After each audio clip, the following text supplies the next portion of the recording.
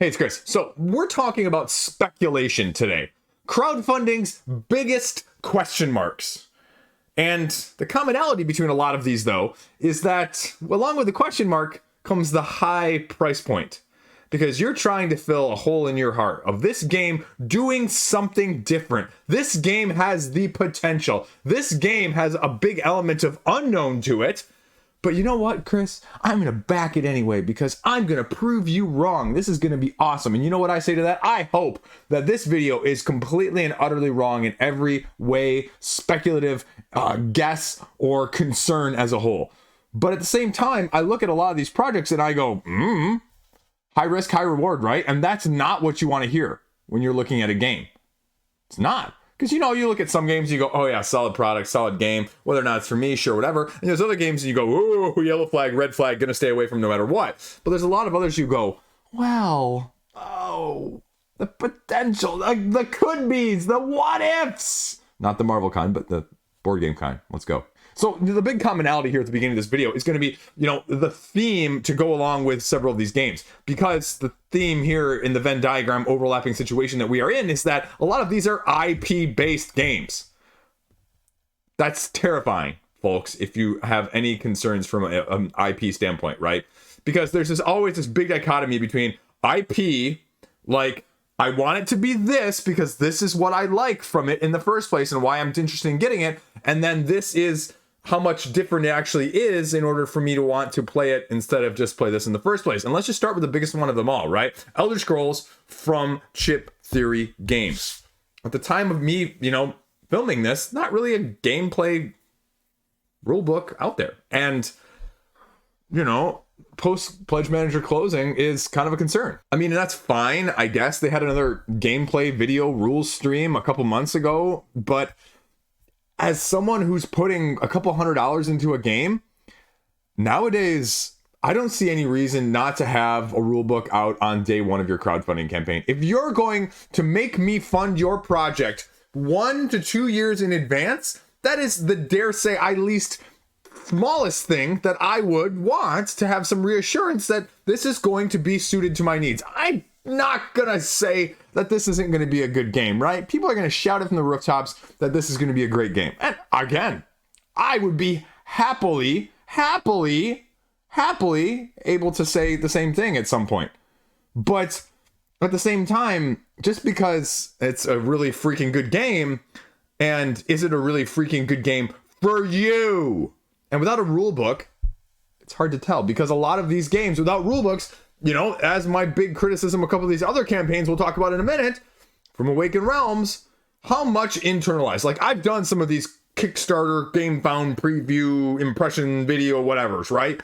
And like I did with Go On Board's Old World The Witcher, right? I had just the core-ish, mostly-ish competitive rules in, but I had nothing else. Solo, cooperative, any expansion stuff? No, none of it whatsoever during the campaign. So are those modes going to be as fleshed out? Are they going to be as what you may want? And with Elder Scrolls here, Elder Scrolls, right, is a solo game. It's a solo game, and now it's going to be 1 to 4 players. And how well can you adapt that? Because that's a lot of these games now they're coming over because they're the bigger names. A lot of the big game names on the console PC side of things are first person or first person shooter or solo mainly. And to be frank, a lot of these games are being marketed now as multiplayer. Are they actually going to be good at 2 to 4 players? I have this game right next to me. This is playable up to 4 players, folks. How many of you will want to play this game 4 players? No. No, and no. You won't. And so if you're one of those people who's looking at this as a non-solo, non-2-player person, how many other Chip Theory games that you have known about at all in your life have been really, really your preferred player count at 3 or 4? I'm waiting. Crickets in the comment section, okay? But that's the question mark with this. If you're going to put $250 to $400 in on this game, it's a lifestyle game. Almost all of these are lifestyle games. So if you have multiple ones ordered on this list, you don't have the time for it. You don't have the time for it. Even if this is scenario driven. Again, rules complexity, rule book layout, Those have been my big things from chip theory games in a whole. So that's first and foremost right now. This very similarly, we're going to stay right with this, right? I said Slay the Spire being up next. Slay the Spire, it's based on the solo video game deck building, climbing a tower, defeating enemies, manipulating your deck, getting asymmetric artifacts in order to basically have the best run that you can to eventually maybe beat the game and then still continue to play on, because you can still get customizable things as you go, like a new game plus modes, if you will. And how do you simulate that as a game that has never had an element of having multiple adventurers go together? Simulate that in a board game sense on a tabletop. How do you get rid of some of the minutia that the deck building aspect on the console side of things eliminates, as you, the player, not having to keep track of from an upkeep standpoint? And that's the big one with this one, as well as the next one of Dead Cells. I mean, these two things are similarly heavily overlapping. Basically, the games that have like a roguelike option where you go along and you compete until you die. This essentially. And then you rinse and repeat, and you try to learn based off your past mistakes. You try and evolve based on your past situations, and you try and get further and further each time. That's where Dead Cells and Slay the Spire have some similarity in that sense.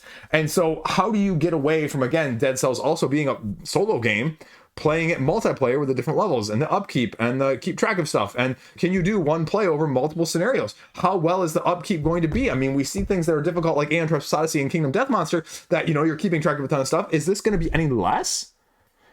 I don't know. Now, Contention Games, from, you know, the Slay the Spire side of things, has pushed back their reprint, and this is another game I have my hot list, or my wish list for a while, of Imperium the Contention, because of how massive this undertaking has been and the support that they got, somewhere between like $4 and $5 million in crowdfunding. You know, Dead Cells was slightly less successful, but no less, you know, pedigree and no less well thought of in terms of what I expect the end product to be, because otherwise the consensus is invariably going to be, I'm just gonna play the video game instead, right? And again, price point. I have no idea, because the ceiling is incredibly high with these things. To be able to do things that board games have not done in a slightly different manner with whatever similar deck building-esque, whatever management system that you're going to use in this, and to have other people base your systems off of yours in the first place, it is great. But I think because the potential is so high, I think the basement is also a lot lower than some of the other things that don't have some of these same concerns. Because innovation is also risky. Innovation has the chance to not work the way you want it to. So, things to consider. Again, very similarly, we have two different dynamic other elements here. The first one up with Awakened Realms being Stalker. Stalker, I mean, is, you know, in development. It's, you know, getting closer and closer and closer nowadays, but as a first-person shooter, again, you're going up and you're doing this multiplayer. And the thing we've seen with some of the Awakened Realm games, in the biggest question mark of them is, you know, less is more. Less is more. And I fear with all the other additional mechanics that you're trying to take into account as a sneaky first-person shooter in a post-apocalyptic, you know, Ukrainian setting, you know, how many of those little upkeep things in terms of tokens and jimmies and errata and everything else that goes along with that is going to be acceptable? I don't need another dungeon crawl-esque game with a 50-page rulebook, right? You know, this thing works and is one of the best, not because, folks, it has the most rules, the most mechanics, the most cool, different rulebook items that you can add in and just layer on layer and layer and layer, right? It's streamlined, personified with still some of the goodness and the awesomeness along with it. And this is the inflation I see going along nowadays, is you just have to have more to make things better. More equals better. I have more content, it's better. If I have more mechanics, it's better. If I have more deluxifications, it's better. And Awakened Realms is one of the best companies at putting out more. But the refinement has been at times not to where it could be. Again, not saying anything is bad, right?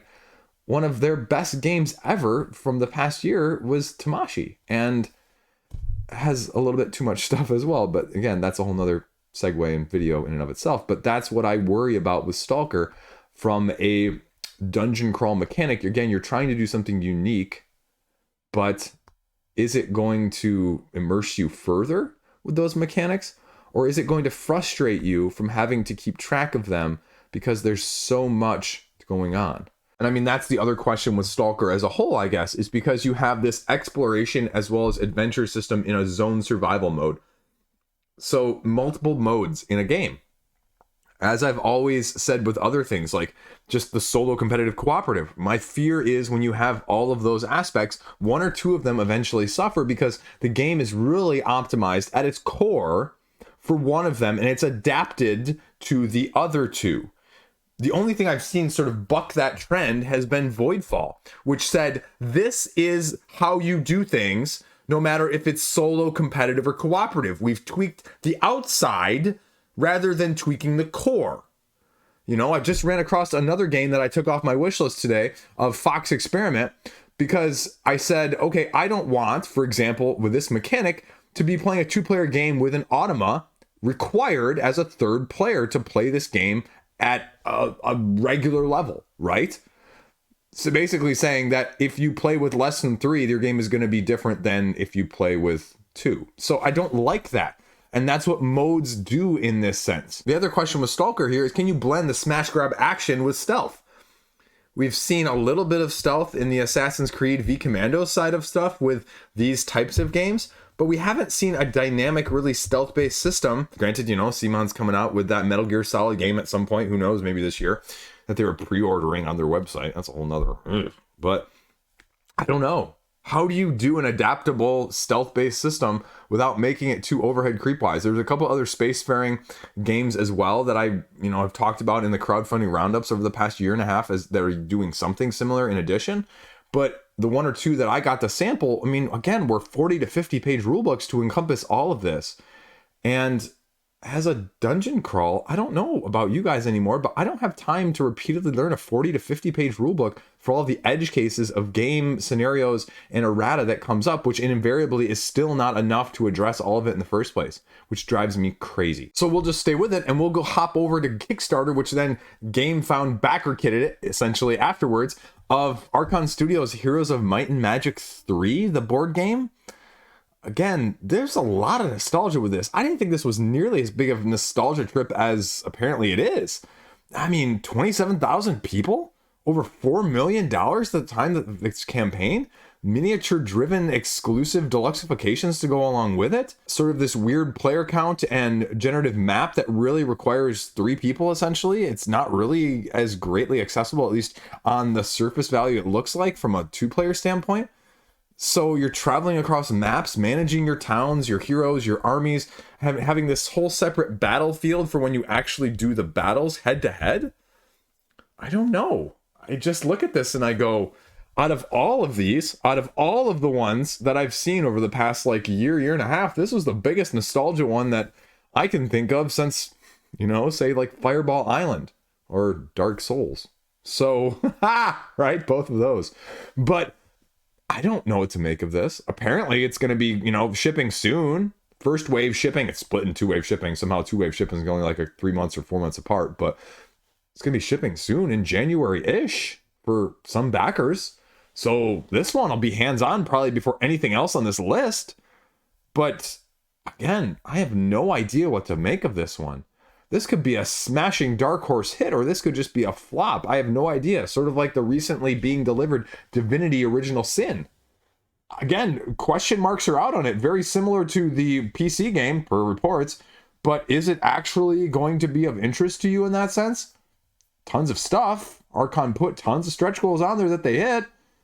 But is it going to actually work for you? Finally, getting away from the video game theme of things, but still video game adjacent, the recently closing pledge manager of Primal The Awakening. I had this on my top 10, most anticipated arriving games of 2024 from crowdfunding.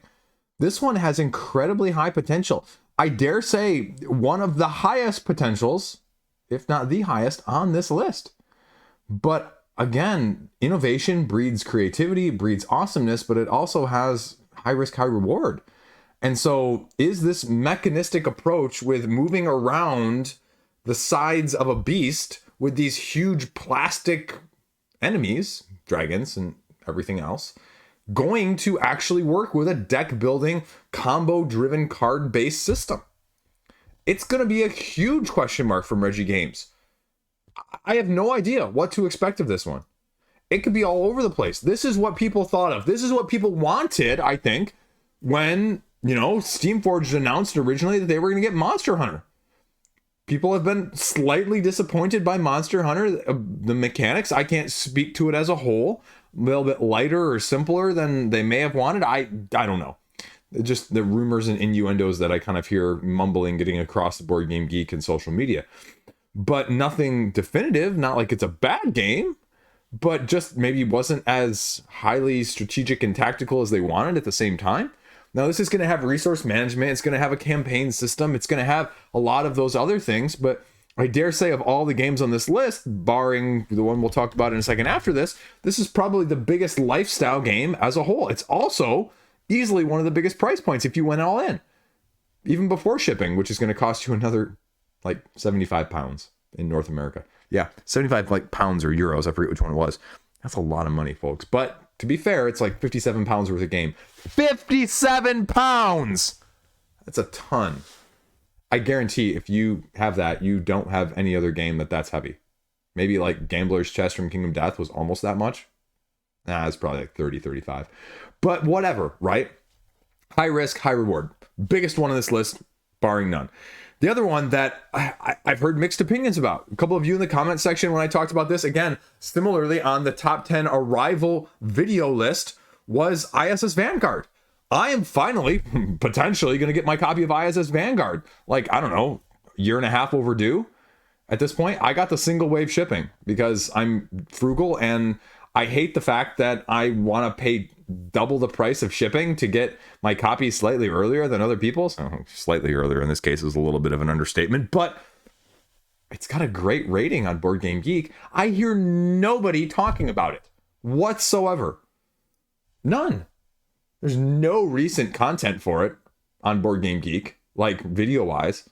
Now, will that pop up? Inevitably, because you're going to have people like me that are going to finally get a copy and have some hands-on and have some thoughts on it. I have no idea. Is it really as good as it was hyped? This is, dare I say it, one of the biggest hyped games I've seen over the last 2 or 3 years of doing this.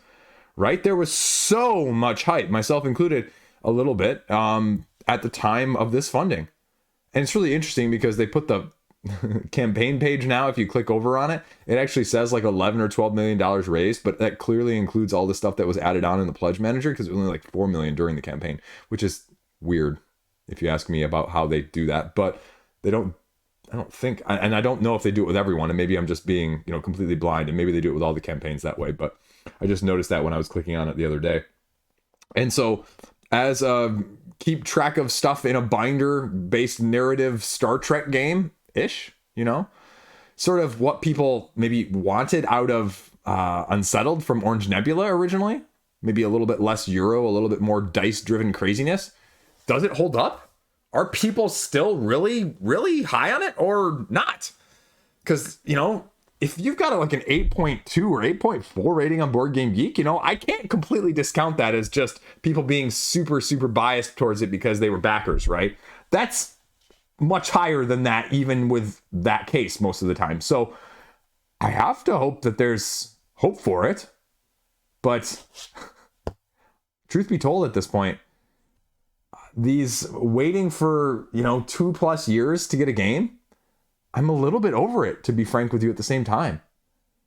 And so I go into these basically just like I did with Etherfields. I went into it blind. I went into it basing no assumptions based off of what other people have said up until this point. And I'm going to do the same thing with ISS Vanguard.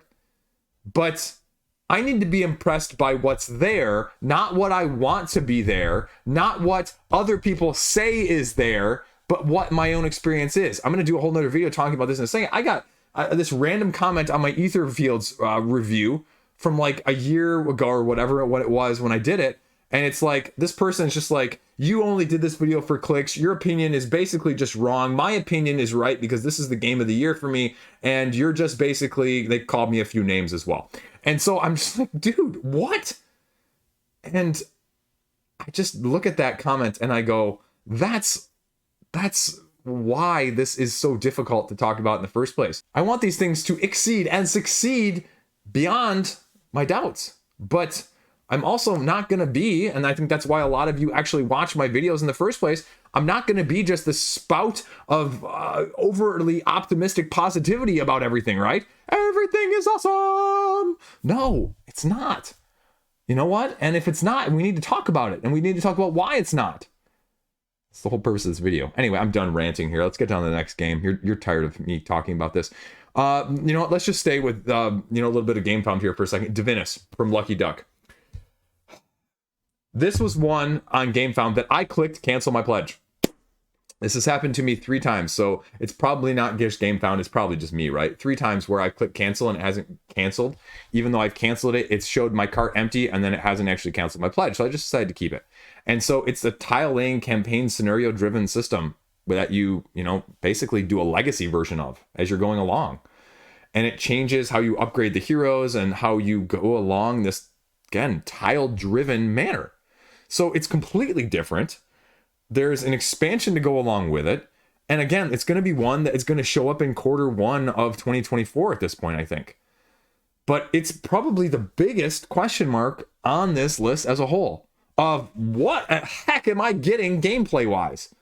Like, at least with IS's Vanguard, you can know what it is, right? At least with some of these, you can know, okay, it's going to be basically along these lines. Like, this is a legacy game, folks. So even the preview videos that were done during the campaign, they don't probably have a freaking clue what 3/4 of the game is going to look like. Because you can't without spoiling the dramatic portion of it. So is that going to be actually good beyond what was shown initially? Because that is a huge amount of unknown, right? Huge.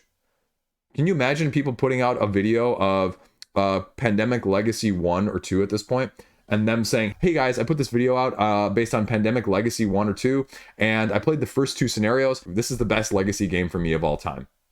And you're like, well, those first 2 sessions were, but how does the game evolve past that? How does the game actually evolve for the rest of the 10 sessions that you haven't talked about or played?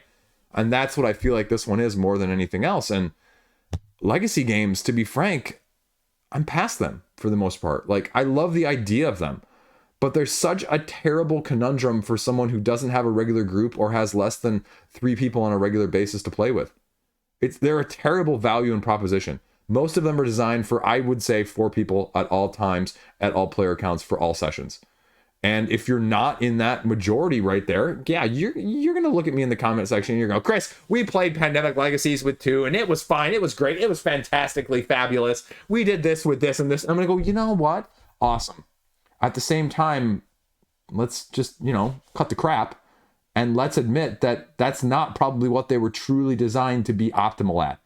It's okay if you had a great experience, but are you the rule or are you exception? Where on the curve, on the bell curve, are you falling, right? Are you falling in the square middle or are you falling at one of the extremes? And that's what you got to take into account with this. And I don't know. I'm hoping, because play through this one, not going to be able to resell it. I didn't buy the reset pack. Are you kidding me? I'm not going to buy a reset pack. I'm so cheap as it is from some of this stuff. Anyway, that's all I got on that one. So a couple more here. This is the biggest known quantity, I guess, if you will, on this list. Food Chain Magnate. Food Chain Magnate's re-edition with Lucky Duck. Let's go back to back with them. I didn't plan it this way. Definitely didn't get this way the first time I filmed it because my computer ran out of space the first time I was filming this and I lost the corrupted video file, so redoing this is super fun. But Food Chain Magnate, I give them a lot of kudos.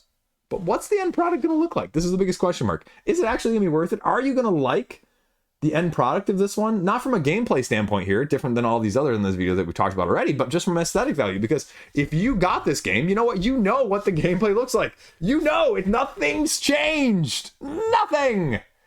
But is the aesthetic actually going to be more appealing and appeasing to you than originally? Because they also did the mid-campaign tweak where they said, oh, well, you know what? This oversized plastic version one, we've gotten a lot of concerns about this, and so we'll do this other modified middleweight one now too. That's slightly mitigating some of the stuff we've put in, but is, more than what the retail from Splatter actually goes as well. So, I don't know. Who knows? I think it's going to be interesting to see how many people at the time of getting it are going to be like, oh yeah, this is awesome. And how many people are going to be like, oh, well, this wasn't kind of what I expected production wise. How much modification is going to go into this, depending on if this new modification of a pledge level was actually new during the middle of the campaign, because that's going to require a lot of product testing, which inevitably could lead to, more than anything else, just delayed time of getting it, which at this point, again, who cares? But is it ultimately going to end up the product you like looking at? So it's a lot of money to spend on something you don't like aesthetically, regardless of which version it is. And then we'll go over here and we will talk about Witcher. Witcher, the Path of Destiny. Again, go on board, going back to The Witcher, but more of a resource management, token building, iconography matching system with miniatures. I mean, slight deluxifications, right? But I look at this and I go, this was a heavy price point for something that is, Res Arcana light, if you will. And I dare say maybe not even as Res Arcana, because it's a lot of matching iconography between players, determining the narrative path that you're going through, if I'm recalling it and interpreting it correctly. And again, not to say that it's not going to be an enjoyable game, but for the price point it was, folks, it's got about a 2 weight in my mind on Board Game Geek, and it's got about a $200 price. Just kidding. It's more like 100. But right, when I play lighter games, I sometimes associate lighter prices. When I play heavier, physically speaking, heavier games, not just the weight on Board Game Geek. Again, I'm going to confuse metaphorical and literal here if I'm not careful. But, I expect a little bit heavier price. You're going to have a bunch of miniatures, you're going to have deluxifications, and I expect a heavier price point. And this is going to have some deluxifications, but the actual gameplay is going to be a lot lighter than what you may be used to, although I guess not really necessarily holding up as an apt comparison here, because I'm thinking of my most recently received one in Marvel Zombies, and that's definitely heavy weight-wise physically, but weight-wise, Board Game Geek-wise, is not nearly as heavy.